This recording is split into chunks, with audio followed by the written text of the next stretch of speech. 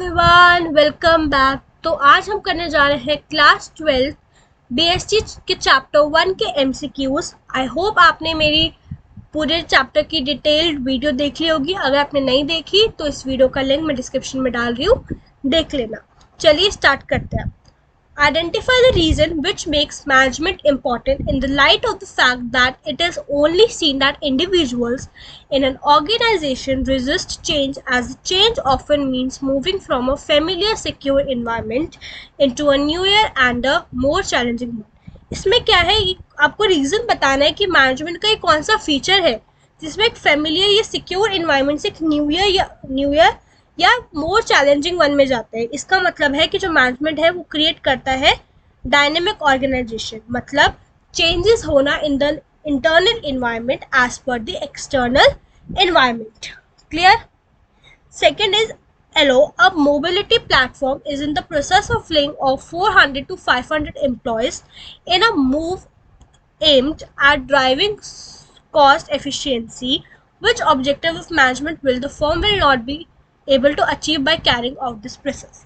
अब इसमें क्या है कि जो एम्प्लॉयज़ को वो निकाल रहे हैं एफिशिएंसी, मतलब कॉस्ट को रिड्यूस करने के लिए, बट वो एक फीचर जो एक ऑब्जेक्टिव है मैनेजमेंट का उसको परफॉर्म नहीं कर रहा। क्या? Social objective. सोशल मतलब हमें एम्प्लॉयज़ को ध्यान से रखना चाहिए, राइट? बट ये वही उनको निकाल रहा है, तो सोशल ऑब्जेक्टिव को वो फॉलो नहीं कर रहा। क्लियर?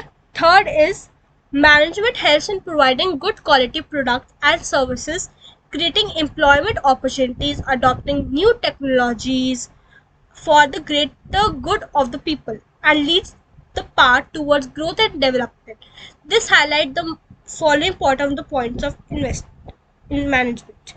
अब क्या है, मैनेजमेंट किस में हेल्प कर रहा है? मैनेजमेंट हेल्प कर रहा है in the development of society. इससे सोसाइटी की डेवलपमेंट हो रही है, ठीक है। अब मतलब एम्प्लॉयमेंट क्रिएट कर रहा है, चीज़ों को एक रीजनेबल प्राइसेस में दे रहा है, ग्रोथ हो रही है, डेवलपमेंट हो रही है। Clear? Fourth, Ashita works in a company where her basic task is to integrate diverse elements and coordinate the activities of different departments according to the overall objective to the organization. At which level of management is Ashita working? अब जो आशिता एक company में काम कर रही है, उसका basic क्या काम किया, जो भी डाइवर्स एलिमेंट्स है उनको इंटीग्रेट करना और कोऑर्डिनेट करना एक्टिविटीज़ को, तो वो किस पे है? वो टॉप लेवल मैनेजमेंट पे है। किस पे है? टॉप लेवल मैनेजमेंट पे। फिफ्थ इज प्रोजेक्ट नन्नी कल्ली, जो Shivam and Sohan Limited was released in 1998 and is one of the largest program that enables underprivileged girls to complete 10 years of schooling. The project has impacted the lives of over 5 lakh girls from low-income group families across the country. The objective achieved by Shivam and Sohan Limited. ये क्या कर रहे हैं? ये किस चीज़ के लिए कर रहे हैं?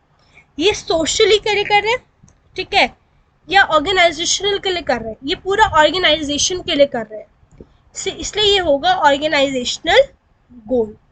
Clear? Sixth is identify the point of significance of management illustrated in the picture. अब ये पिक्चर आपने अपने एनसीईआरटी के बुक्स में देखी होगी। अब ये पिक्चर क्या डोनेट कर रही है? ये पिक्चर डोनेट कर रही है management.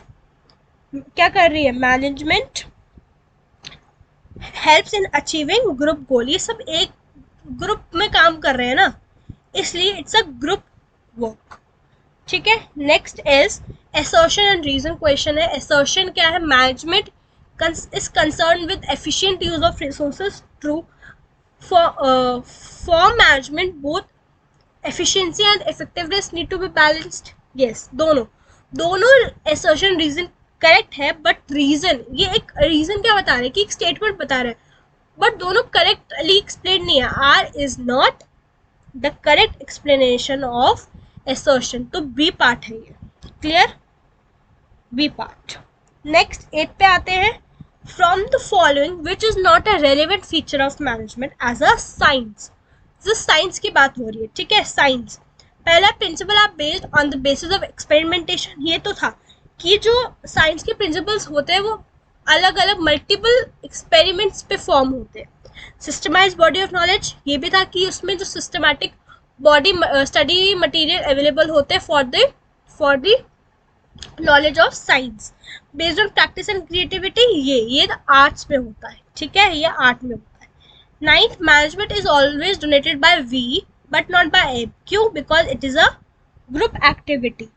Clear? Next, management of an organization does not achieve its objective by chance but is done by a deliberate process।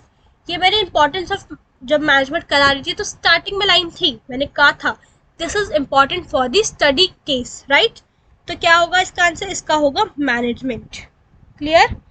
Next, your father is working in an MNC as a chief operating officer, COO, as a COO की तरह काम कर रहे हैं। कि किस level of management पे है? वो है टॉप लेवल पे, ठीक है। ये बताया था टॉप लेवल पे कौन कौन आते हैं, प्रेसिडेंट, वाइस प्रेसिडेंट, CEO, ये सब। 12th is Rohan worked as a production manager in a global enterprise. He has been given the task of getting 1,000 units of hand-wooden table mats manufactured at the cost of ₹150 per unit within 10 days. In order to acknowledged as an effective manager, he must ensure that अब रोहन को एक production manager है, ठीक है। अब उसको 1,000 units of hand wooden table बनानी है 150 पर यूनिट में, ठीक है। अब इफेक्टिव मैनेजर, इफेक्टिव मतलब T है इसमें, T इज फॉर कि वो टाइमली कंप्लीट कर ले। The cost of production does not exceed 150, तो वो एफिशिएंसी हो जाएगा। Clear? The work is completed within 10 days even at higher cost. 10 days में कंप्लीट हो, बट चाहे ज्यादा कॉस्ट भी लग जाए, इसलिए बी है तो वो इफेक्टिव है। Clear? I hope you like this video. हम मिलते हैं अपने नेक्स्ट वीडियो में जिसमें मैं आपको कराऊंगी case studies. Bye bye, see you.